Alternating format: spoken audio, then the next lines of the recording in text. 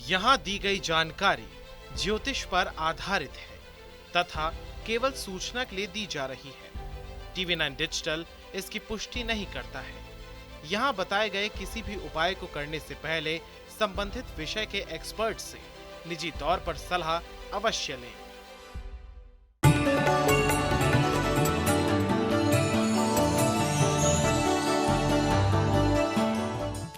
नमस्कार, astro science में आपका बहुत बहुत स्वागत है। मैं हूं आपके साथ कीर्ति अरोड़ा और मेरे साथ हैं एस्ट्रो साइंटिस्ट गुरुदेव जी डी वशिष्ठ जी।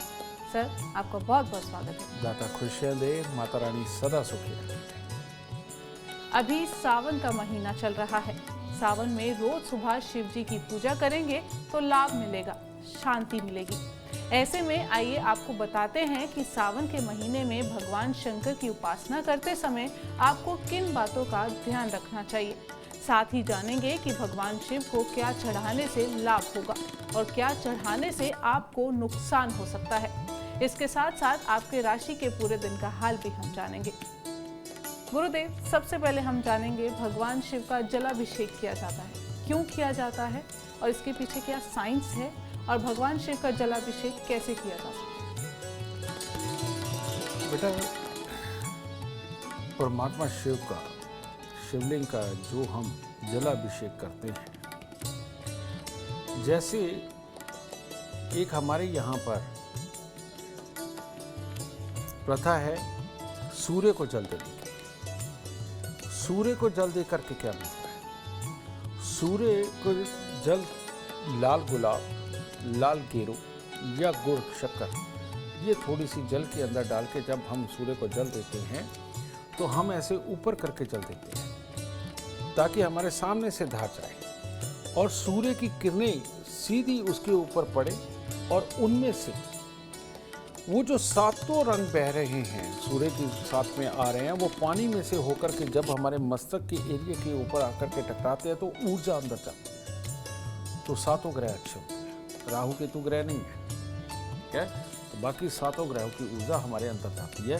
ये हमें बलवान बनाती है, शरीर को स्वस्थ करती है, ऊर्जावान रखती है। इसीलिए सूर्य को जल दिया जाता है। ये साइंस है और बहुत बड़ी साइंस है और अभी तक किसी को ना समझ आने वाली साइंस भी है, ठीक है, मॉडर्न साइंस में। लेकिन जिस दिन इसका गुण पता चलेगा तो सारे साइंटिस्ट आपको सूर्य को जल देते हुए नजर आएंगे, ठीक है? ये चीज इसी प्रकार से इंसान जब गृहस्थी में होता है, दुनियादारी में होता है, समाज में होता है, तो उस इंसान का स्वस्थ और कूल यानी कि ठंडे दिमाग का रहना बहुत जरूरी होता है, ठीक है? तो ऊर्जा हमने सूर्य से ले ली, लेकिन ऊर्जाओं को बैलेंस करने के लिए हमें वाइट एनर्जी यानी कि जो चंद्रमा की एनर्जी है उसकी बेइंतहा जरूरत है। हमें ये ऊर्जा किस प्रकार से मिलती है? एक तो हमें मिलती है मंत्र जाप से, जो भोलेनाथ का पंचाक्षर मंत्र है। ओम नमः शिवाय नहीं, वो पंचाक्षर मंत्र है नमः शिवाय, नमः शिवाय, नमः शिवाय। ये पंचाक्षर मंत्र है, ठीक है? लोग ओम लगवा देते, क्यों लगवा देते पता नहीं।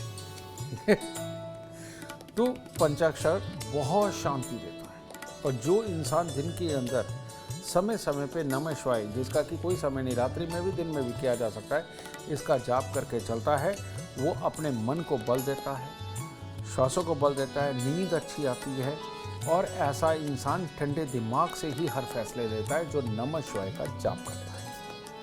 अब यही जाप करते हुए जब आप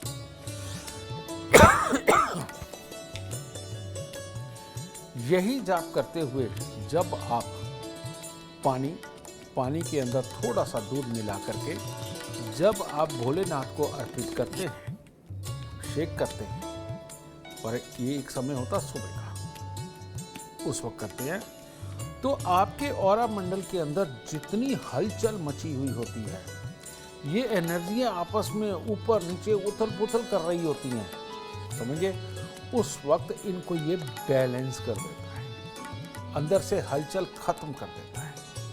और ये हलचल जैसे ही हमारे ऑरा मंडल से खत्म होती है तो वो बहुत तेज़ी से धड़कने वाला दिल वो शांति की तरफ जाता है। बहुत तेज़ी से भागने वाले जो विचार है वो ठहरने लगते हैं, और ठहरे हुए विचार ही इंसान को सही डिसीजन तक पहुंचाते हैं। जब भी कोई प्लान बनाना हो, घर की कोई डिस्कशन करना हो, किसी भी तरह का ज़िंदगी का कोई प्लान करना हो, तो आदमी कुर्सी पे बैठ के आराम से सोच करके फैसला लेता है, ठीक है। लेकिन रोज़मर्रा की ज़िंदगी के अंदर ये चीज़ें नहीं, लेकिन बाहर आप जाते हो इमीडिएटली एक डिसीजन लेना, फिर दूसरा लेना, राह चलते को क्या बोलना है, क्या करना है, ये सारा कुछ उस वक्त तो आप ऐसा नहीं कर सकते। तो ऐसी अवस्था में सुबह सवेरे ही भोलेनाथ को जल अर्पित करके अपने ऑरा मंडल को बैलेंस करके बिल्कुल ठंडे दिमाग से जब आप निकलते हैं, तो दिन भर में आप सही डिसीजन लेकर के घर में घुसते हो, और जिसका फल आपके जीवन के अंदर आपको शुभ रूप में मिलता है। तो ये साइंस ये है, हमारे ऑरा मंडल की एनर्जीज को बैलेंस करके अपने आप को कूल रखने का काम सिर्फ शिवलिंग पे जल चढ़ाने से। इतनी यूनिक और सटीक जानकारी आपको कहीं और नहीं, सिर्फ एस्ट्रो साइंस में मिल सकती है। चर्चा को आगे बढ़ाएंगे और बात करेंगे मेष, वृषभ और मिथुन राशि वालों की। मेष राशि वालों के लिए परिवार बढ़ने का समय चल रहा है, यानी कि कोई ना कोई नया जीव घर पे आ सकता है। प्लानिंगें कामयाब होंगी। किसी भी तरह की कोई कंस्ट्रक्शन करनी हो, कोई बिल्डिंग बनानी हो, किसी भी तरह का कुछ भी शुभ भविष्य के लिए खड़ा करना हो, उसके लिए हर तरह से उत्तम दिन है, क्योंकि खर्चे बड़े बड़े का दिन है। यहाँ से जो भी चीज़ की शुरुआत करेंगे आपके बेड़े पार होंगे। बस शर्त ये कहे कि केले बांटते रहें। आज के दिन केलों का दान आपके लिए अति उत्तम होगा। वृषभ राशि के लोग आज घर की महिलाओं के साथ झगड़ा करने से अगर बचे, या फिर जो महिलाएं हैं वो पुरुषों से झगड़ा करने से अगर बचें, तो दिन उत्तम होगा। आज के दिन जिस भी कार्य में आप ईमानदारी के साथ लगेंगे, उसके अंदर आपको सफलता मिलेगी। जिस चीज़ के लाभ के लिए प्रयास करेंगे वो आपको लाभ मिलेगा, और आज का दिन आपके लिए अति उत्तम हो सकता है। सिर्फ घर परिवार की लड़ाई झगड़े से आपको बचना है। तो सुबह सवेरे भोलेनाथ पे जल चढ़ाना और कन्याओं को कुछ खाने को देना अति उत्तम हालात पैदा करेगा। मिथुन राशि, आज दिल, दिमाग, कर्म, भाग्य, बड़े बुजुर्गों का साथ सब आपके साथ है।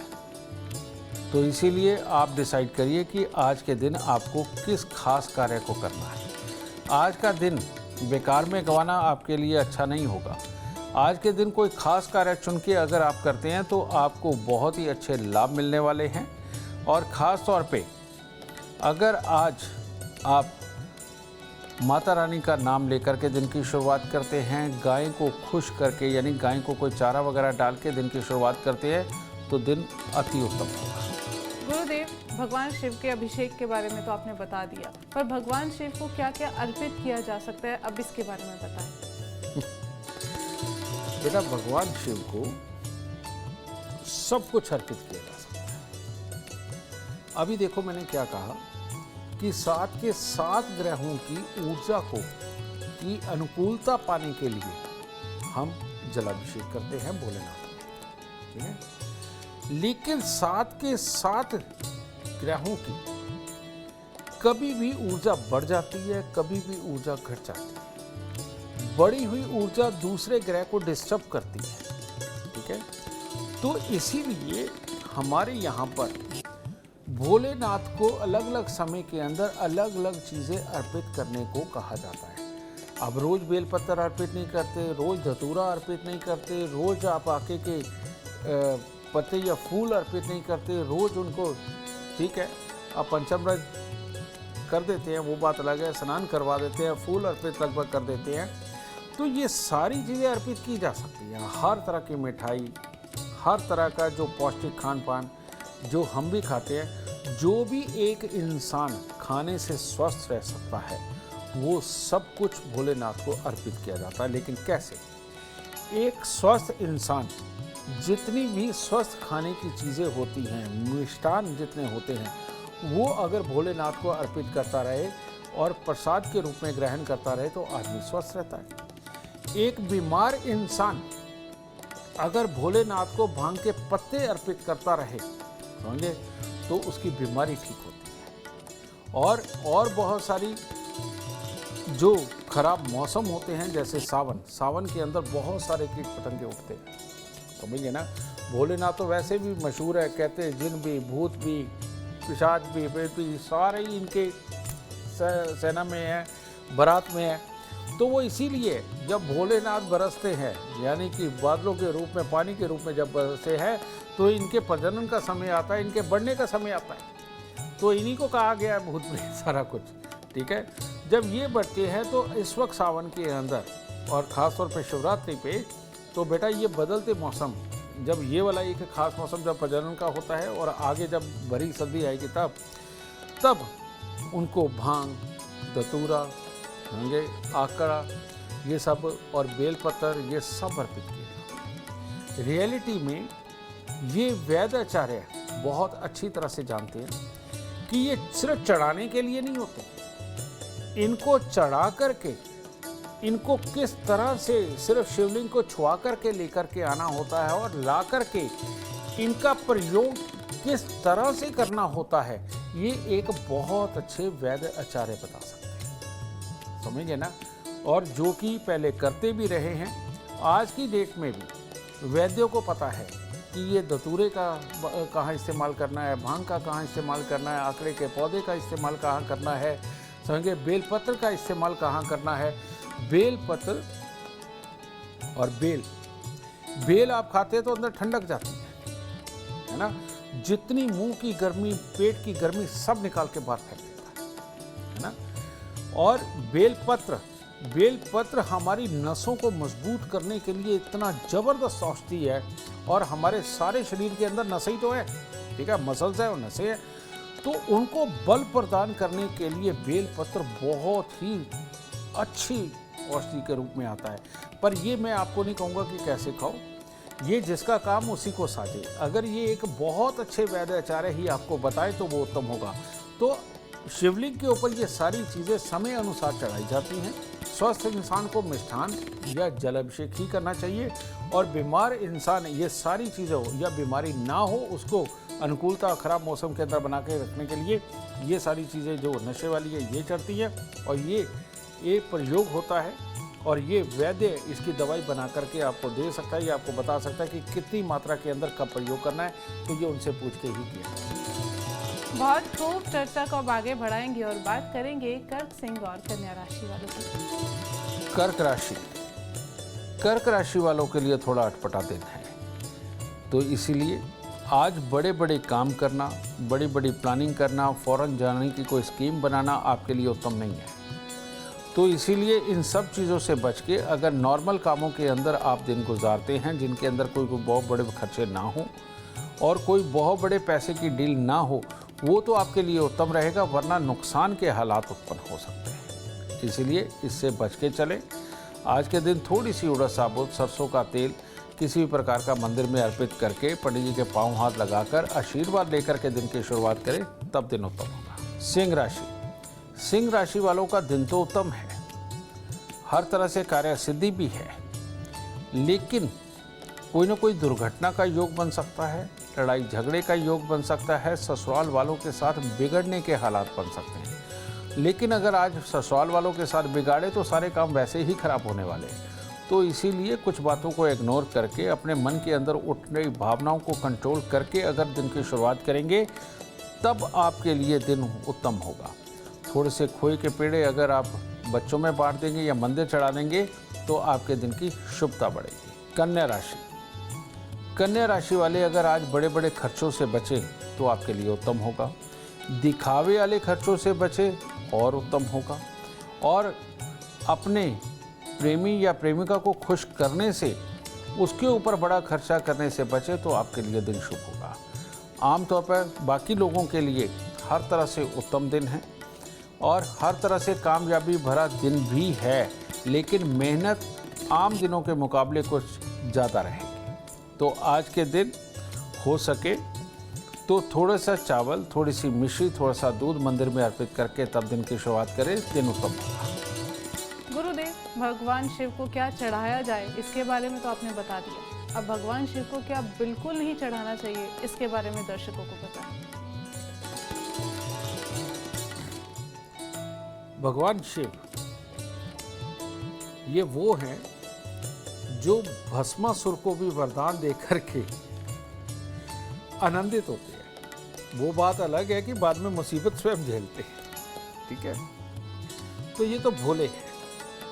रियलिटी में दुनिया के अंदर कोई भी वस्तु ऐसी नहीं है कि जो इनको नहीं चढ़ाई जा सकती। ये बात सत्य है। लेकिन एक बात और सत्य है कि जब शिवलिंग का श्रृंगार होना होता है, स्नान होना होता है, उस वक्त में कर्मकांडी अगर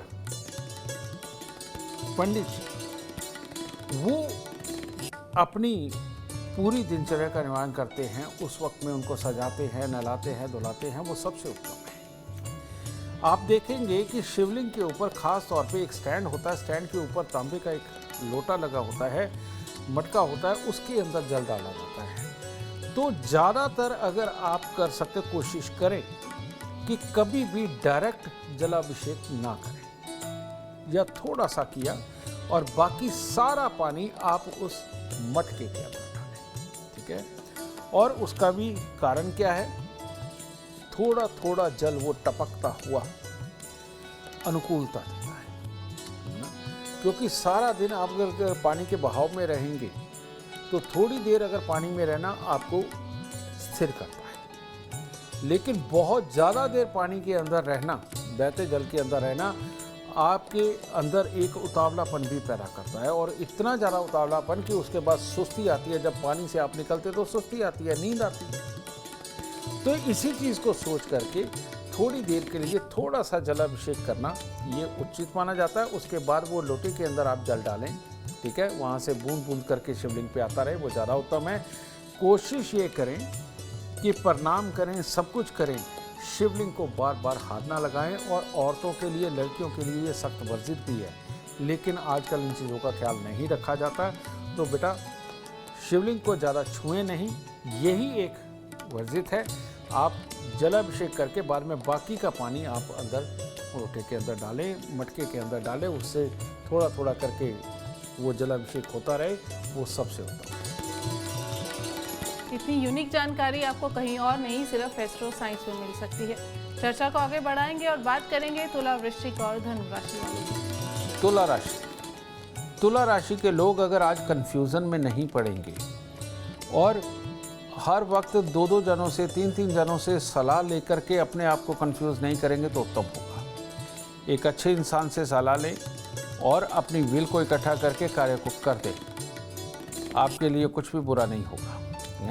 लेकिन आज काले नीले कपड़ों का प्रयोग करना, अभक्ष्य का सेवन करना, ये आपके लिए खतरनाक हो सकता है। तब घर की सुख शांति भी खराबी के योग है और पैसे के नुकसान के योग भी बनेंगे।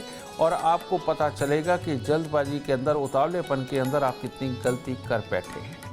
तो इसीलिए बुरी चीज़ों से आज बचें, सात्विक दिन गुजारें, आपके लिए अति उत्तम दिन हो सकता है। वृश्चिक राशि, वृश्चिक राशि की वो महिलाएं जो अभी गर्भवती हैं, उनको थोड़ा संभल के रहना चाहिए, क्योंकि गर्भ जन्म कुंडली के अंदर दो हिस्सों के अंदर देखा जाता है और दोनों ही हिस्से प्रभावित हो रहे हैं। इसके लिए सुबह सवेरे घी का जोत जला करके परमात्मा का ध्यान करना, काले और नीले रंग के वस्त्रों से आज के दिन परहेज रखना, हल्के लाल रंग के वस्त्र या हल्के पीले रंग के वस्त्रों का प्रयोग करना आपके लिए अति उत्तम होगा। बाकी लोगों के लिए आज सिर्फ लड़ाई झगड़े चिड़चिड़ेपन से आपको पूरी तरह से बचाव रखना है। बड़े बड़े कामों के अंदर जोश से आगे बढ़ने की कोशिश करने से अपने आप को बचाव करके रखना है। और आज के दिन किसी भी तरह की कोई कंस्ट्रक्शन करना, कुछ भी रिपेयर करना, इससे आपको बचना चाहिए, वरना दिन शुभ बिल्कुल नहीं है। आज के दिन अगर आप थोड़े से साबुत बादाम या उड़द साबुत लेकर के दान देते हैं तो आपके लिए उत्तम होगा। धनु राशि, धनु राशि वालों के आज प्रयास अच्छे रहेंगे और अच्छे तरीके से काम भी करेंगे, हर तरह से मेहनत से काम करेंगे और अपनों का सुख सहयोग भी मिलेगा। लेकिन शाम को जब देखेंगे तो पैसा जो आज आने वाला है वो आज ना आकर के कल परसों में आएगा, तो कोई चिंता नहीं। अपनी मेहनत को आप स्टार्ट रखें, घर परिवार वालों के साथ अच्छी तरह से मिल कर के चलें तो दिन तो आपका उत्तम है ही, सिर्फ मेहनत के लिए। तो आज के दिन पीले रंग का रुमाल जेब में रखें और पीले रंग के लड्डू अगर आप मंदिर में चढ़ाते हैं तो आपके लिए उत्तम होगा। गुरुदेव, सावन का महीना चल रहा है, तो दर्शकों को समझाएं कि सावन भगवान शिव को क्यों समर्पित किया गया और इसके साथ साथ व्रत में क्या खाया जाना चाहिए। भोलेनाथ का स्वरूप देखो, उन्होंने गंगा को अपनी जटाओं में धारण किया, चंद्रमा को अपने मस्तक पे लगाया, यानी कि शीतलता के देवता है। और जहाँ शीतलता होती है वहाँ ज्ञान होता है, और ज्ञान ठहरे मन से मंथन करके बेटा उसके अंदर से बहुत सारी दुनियादारी के सुख, घर के अंदर की सुख शांति, पड़ोसियों के साथ हालात और रिश्तेदारी के सुखों को पनपाया जा सकता है। यानी कि भोलेनाथ का मतलब क्या है? परिवार बढ़ाना, धरती के ऊपर सबका भला सोचना, धरती के ऊपर कामकाज करके सबको अपना बना करके चलना। आप भोलेनाथ के परिवार में देखिए क्या है, वहाँ अगर एक तरफ बैल है, भोलेनाथ सवारी करते हैं, तो माँ दुर्गा का शेर वहाँ बैठा हुआ है, दोनों विपरीत। एक तरफ भोलेनाथ ने गले में सांप डाला हुआ है तो कार्तिकी जी का मोर खड़ा है, ठीक है। और इन सबसे हटके सांप चूहे को खा जाता है तो गणपति जी का मुश्क भी वहां पे, समझे। यानी कि दुनिया के अंदर भांति भांति की ऊर्जाएं तो हैं, लेकिन अपने आप को बैलेंस करके रखना ये सिखाता है शिव परिवार, शिव पूजा। अब हम सृजन रोक नहीं सकते, रोकना भी नहीं चाहिए, समझे। धरती पे वंश वृद्धि भी होती है, हमारी भी, जानवरों की भी, कीट पतंगों की भी, सबकी, ठीक है। तो ये खास मौसम है जिसके अंदर अट्रैक्ट होते हैं जीव एक दूसरे की तरफ। तो जब ये अट्रैक्शन होती है तो इसके अंदर मेल फीमेल दोनों की ऊर्जा बहुत खपत होती है, समझे। इस खपत के अंदर यहाँ पर सावन के अंदर नए नए पकवान बना करके खाना, मीठे पकवान बनवा के खाना, जिससे कि शरीर की ऊर्जा बनी रहे, ये विधान बनाया गया सावन में। लेकिन इसके साथ ये जो भांग धतूरा, ये वो आके पौधे, ये सब कुछ चढ़ाए जाते हैं, भांग के पौधे चढ़ाए जाते हैं, ये क्यों? कि औषधियों का भी ख्याल रखो कि इन दिनों में कोई एलर्जी ना हो, इन दिनों के अंदर कोई आप बीमार ना पड़े, गर्म सर्द ना हो जाए। यहाँ पर ये कटु औषधियाँ जितनी भी हैं ये काम आती हैं। और नहीं तो आप देखो, बाहर बरसात में जाके आते, घर में आते, जुकाम हो जाता है, बुखार हो जाता है। इस मौसम के अंदर इम्यूनिटी इतना साथ नहीं देती, तो उसके लिए मीठा खाना बहुत ज़रूरी है। लेकिन बीमार हो जाए, जो कि पूरी संभव होता है इस मौसम के अंदर, उसके लिए औषधि भी भोलेनाथ पे चढ़ाई जाती है। ये बताया जाता है कि भाई इन दिनों के अंदर किसी भी बीमारी को बहुत ज़्यादा मत बढ़ने दो, अपने वैद्य के पास जाओ, अपने डॉक्टर के पास जाओ और इसका इलाज करो, समझे। तो सही मायने में भोलेनाथ का मतलब संपूर्ण जीवन, वंश वृद्धि, अपने आप को स्वस्थ रखने के लिए क्या करना चाहिए, क्या खाना चाहिए, और अपने आप को स्वस्थ रखने के लिए किस प्रकार की औषधियों का प्रयोग करना चाहिए, हमें ये सिखाता है सावन, ठीक है। कि बढ़ना है, और जब बढ़ने के साथ में कुछ ना कुछ नेगेटिव चीज़ें भी आती हैं, उनसे बचना भी है। और बचना कैसे, ये सिखाता है सावन। तो इसीलिए भोलेनाथ के इस उत्सव के अंदर अच्छे और बुरा सब कुछ है, बस उसको बैलेंस करना आना चाहिए। भोलेनाथ आप रोज रोज तो नहीं पढ़ा सकते, उन्होंने पढ़ा दिया वैद्यों को, उनकी शरण में भी रहिए, और संस्कारों के आपको पहले संस्कारों के रूप में दे दिया, तो संस्कारों में रहिए, जीवन बैलेंस रहेगा। सावन में खुशी खुशी है। आपके हर प्रश्न का आंसर गुरुदेव के पास है, और आपकी हर परेशानी का हल एस्ट्रो साइंस ऐप के पास है। तो एस्ट्रो साइंस ऐप डाउनलोड करना बिल्कुल ना भूलें। चर्चा को आगे बढ़ाएंगे और बात करेंगे अब मकर, कुंभ और मीन राशि वालों की।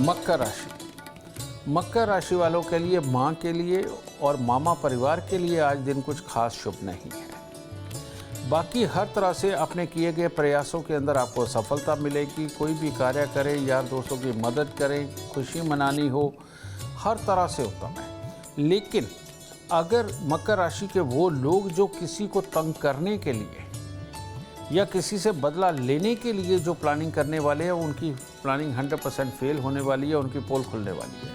तो इस तरह के कृत्य से बचाव करें। आज सुबह दूध, दही या देसी घी का तिलक माथे पर लगाएं, होंगे, और किसी भी प्रकार के अभक्ष्य का सेवन आज ना करें। भोलेनाथ पे जल चढ़ाएं, तब दिन शुभ होगा। कुंभ राशि।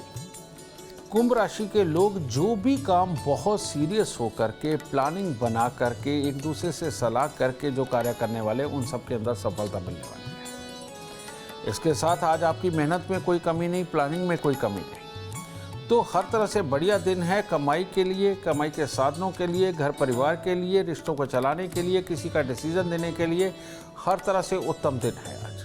ठीक है, सुबह सवेरे कुत्ते कौओं की सेवा करें और मंदिर जा कर के प्रणाम करके इष्ट को, तब दिन की शुरुआत। मीन राशि। मीन राशि वालों के लिए अति उत्तम दिन है आज। खास तौर पे विदेशी कंपनी, विदेशों के साथ में संबंध, किसी भी तरह की कंस्ट्रक्शन, रेनोवेशन, किसी भी तरह के कुछ नया खड़ा करना हो, नया बिजनेस करना हो, शोरूम डालना हो, इन सब के लिए बहुत ही उत्तम दिन है। बस अपने चिड़चिड़ेपन पे काबू रखना है और आंख बंद करके किसी पे विश्वास नहीं करना, पूरा सोच समझ के कार्य करना है। तो हर तरह से दिन उत्तम है। बस अपने ईश को प्रणाम करें और दिन की शुरुआत करें।